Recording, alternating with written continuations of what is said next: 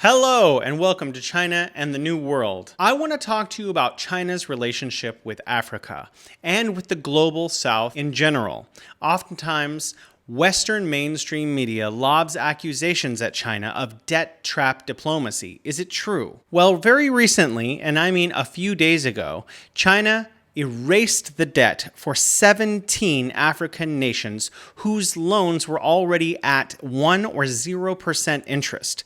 So these 17 nations now owe nothing to China. And there is no record of China foreclosing on any of its infrastructure that it has built in the African continent.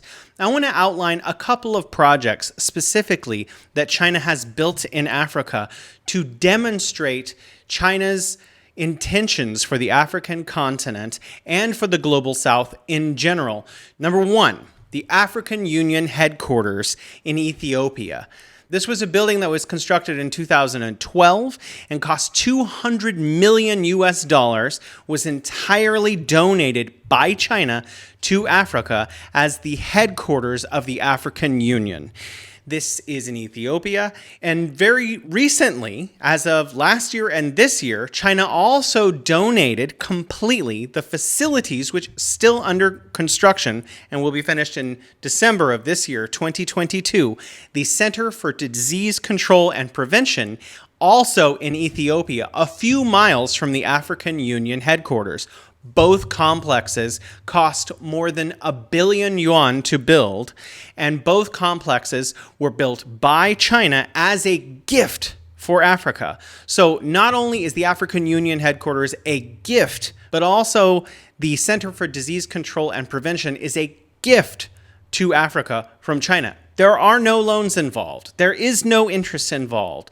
And most of the labor was locally sourced from Ethiopia. So these 1,000 or so construction workers and engineers that are working in Ethiopia will contribute to the economy locally around this area and add potentially several $100 million more worth of value in buying their lunches and homes and clothes, and with all of the money that they are getting from China. In addition to the fact that now Africa will be better able to deal with its own pandemic issues in the future, outbreaks of any kind of disease, this overarching structure, this African structure run by and for Africans, by African scientists and African doctors, is a donation to Africa from China. At least the facilities are. So China is not engaging in this debt trap diplomacy.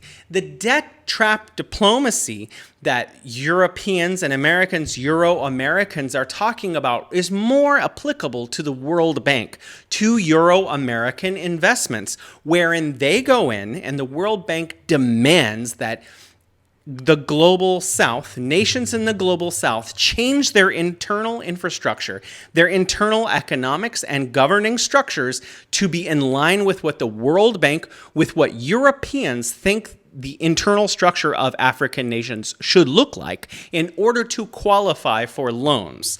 But China does not do that. China is investing on the basis of a shared future for all humanity. China is investing on the basis of win-win diplomacy, and China does not make any demands on changing the internal governing structures or economic structures of other sovereign nations. China says, oh, you need a bridge? Let me build you a bridge, or I'll loan you the money to build a bridge with 1% interest. Or maybe, oh, you can't pay us back? That's okay. We will forgive the entire loan for that railroad or for that bridge. So China is not engaged in debt trap diplomacy. The accusations of debt trap diplomacy that are being lobbed at China are projection. These are representative problems with Euro-American investment structures that have engaged in post-colonial economic exploitation of the global South. But that is not what China is doing. And China has shown again and again with donations and debt forgiveness and debt restructuring that its intentions in the global South are to raise all boats and develop better infrastructure for trade throughout the world. All right, we'll see you next time.